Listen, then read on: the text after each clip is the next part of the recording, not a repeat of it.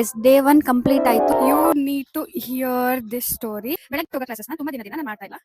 So ಅದರಿಂದ ಗೊತ್ತು routine irregular ಆಗಿದೆ. ಬೆಳಗ್ಗೆ ಬೇಗ ಎದ್ದೇಳ್ತಾ ಇಲ್ಲ. ನನಗೆ ಹೋಲ್ ಡೇ ಕ್ರಾಂಕಿ ಆಗಿರೋದು, ಇರಿಟೇಟೆಡ್ ಆಗಿರೋದು, ಅನ್ನಾಯ್ಡ್ ಆಗಿರೋದು, ತುಂಬಾ ಕೆಲಸಗಳಿಂದ ಸ್ಟ್ರೆಸ್ ಅನ್ಸೋದು, ಆರ್ ಇನ್ನು ವೆರಿ ಇಂಪಾರ್ಟೆಂಟ್ ಫೋಕಸ್ ಆಗಿರಕ್ಕಾಗಲ್ಲ. ಏನಕ್ಕೆ ಇದೆಲ್ಲ ಹೇಳ್ತಾ ಇದ್ದೀನಿ ಅಂದ್ರೆ, ತುಂಬಾ ಜನಕ್ಕೆ ಸ್ಟೋರಿ ರಿಲೇಟಬಲ್ ಅನ್ಸ್ಬೋದು, ಅವ್ರಿಗೂ ಇದೇ ರೀತಿ ಆಗ್ತಾ ಇರ್ಬೋದು. ಅಂಡ್ ನಾನು ಏನ್ ಇವಾಗ ಎಕ್ಸ್ಪೆರಿಮೆಂಟ್ ಅಂತ ಇದ್ದೀನಿ, ಇದ್ರ ರಿಸಲ್ಟ್ ನಂಗೆ ಆಲ್ರೆಡಿ ಗೊತ್ತಿದೆ.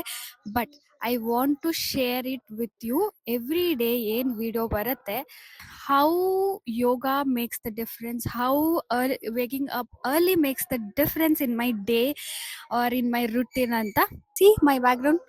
ಎಸ್, ಡೇ 1 ಕಂಪ್ಲೀಟ್ ಆಯ್ತು. ಇದನ್ನ ಹೇಳಲೇಬೇಕು, ಇದು ಒಂದು normal beginning of an ordinary day. ಯಾಕೆ ಇದನ್ನ ಸ್ಟ್ರೆಸ್ ಮಾಡಿ ಹೇಳ್ತಾ ಇದ್ದೀನಿ ಅಂದ್ರೆ, ನೀವ್ ಎಷ್ಟೊಂದ್ ಜನ ಹಂಗ ಅನ್ಕೊಂಡಿರ್ತಾರೆ, ಅಂಡ್ ನಾನು ಹಂಗೆ ಅನ್ಕೊಂಡಿದ್ದೆ.